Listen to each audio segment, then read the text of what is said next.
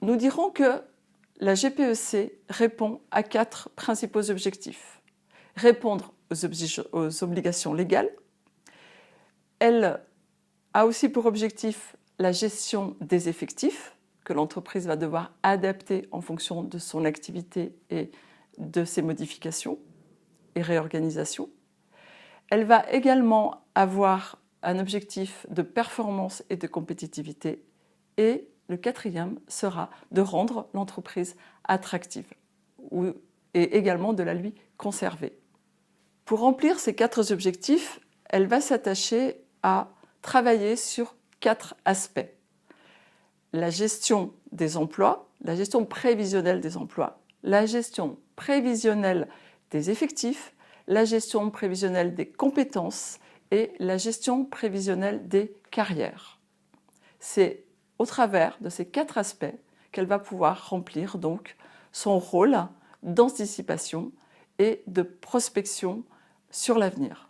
Néanmoins, la GPEC est soumise à des facteurs d'influence.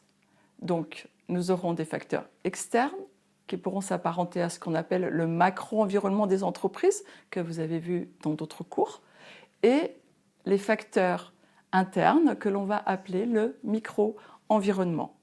Donc, quelques exemples sur les facteurs d'influence externes. Donc, vous allez avoir les évolutions technologiques, vous allez avoir le changement du cadre légal, par exemple.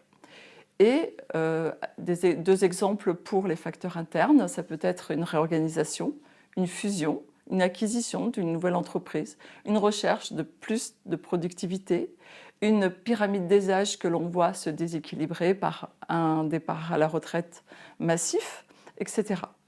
Donc,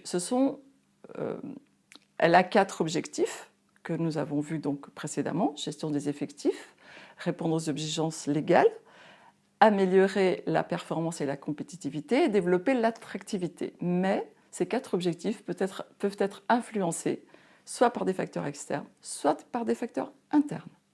Les intérêts de la GPEC seront donc de s'adapter à de nouveaux métiers, de développer des nouvelles compétences, également de travailler sur l'équilibre de la pyramide des âges. Nous pouvons également dire que la GPEC possède des atouts. Ces atouts, c'est de réduire les coûts de mauvaise programmation, de mauvais choix que l'on peut faire dans la gestion prévisionnelle des emplois et compétences. Et également la maîtrise des conséquences des changements économiques et technologiques. Son atout sera aussi d'avoir une meilleure gestion des carrières et une meilleure sélection des programmes d'action à mettre en œuvre.